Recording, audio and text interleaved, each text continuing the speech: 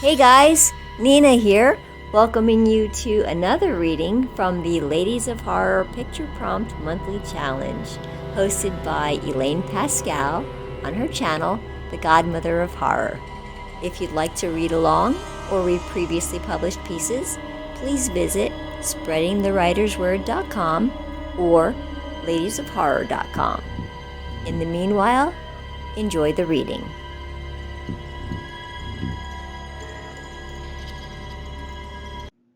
When the Day Comes by Sue Renol. Each morning, my grandpa placed the tea set with care, and each time it was arranged exactly the same way. It was curious not only to me, but the rest of our family. While they looked down on him with judgment, whispers of crazy going back and forth between them, my interest was of a kind-hearted and more inquisitive nature. I once asked him, "Why do you do this every day?" "I'm waiting for someone," he replied. "But it's all rusty. Who's going to drink from that?" Grandpa just smiled a bit and closed his eyes. I tapped my foot, waiting for an answer that never came from his lips. "Grandpa?" "Yes," he replied, as if he'd forgotten the whole subject. "Why do you set up these old teacups every day?"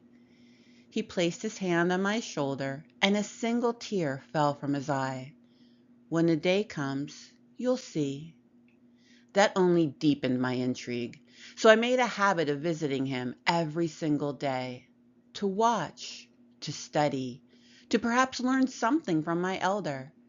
As each sun rose in the sky, he woke, and the first thing he did was set up for tea. Afterward, he'd seat himself in the kitchen and just watch the day pass by.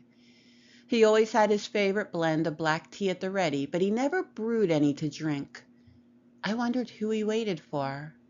I imagined what he knew was coming. And I say he knew because I never saw a wink of doubt in his face. His very being hummed with assurance that the day he waited for would come. This gave me enough reassurance that I wasn't spending my time with an old man who'd lost his mind. He was very much sane and more quick in mind than most. He was wise. I wanted that very same wisdom. I knew I was young and hadn't the years behind me to have achieved that, but I had determination. That was all I needed. Time passed slowly over the next few months, watching, waiting, until it became us doing it together. He no longer waited alone. I think that gave him some comfort. I think he appreciated the company. Mother said he'd been a solitary man after Grandma died at a young age, just after Mother was born. But deep down, he did appreciate someone nearby. When the day finally came, I woke to Grandpa up early, a pot of water heating on the stove. He looked at me with that same smile and said, "Today's the day." I didn't know what to say, so I watched silently as he steeped tea for exactly 3 minutes. Not a second less, not a second more.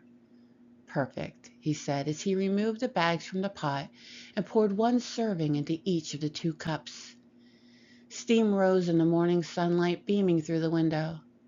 Then, with that vapor, a human shape appeared. It swirled unnaturally and coalesced into a woman. As her image became more clear, she became fully formed, completely solid. She looked familiar. I'd seen her face before. The woman smiled as her and Grandpa embraced. "It's been so long, my dear," Grandpa said, sobbing. "I'm sorry." I then remembered where I saw her before. I looked at Grandpa's wedding photo on the wall to confirm what I had already realized. And there she was, with Grandpa then and now here, returned in the flesh.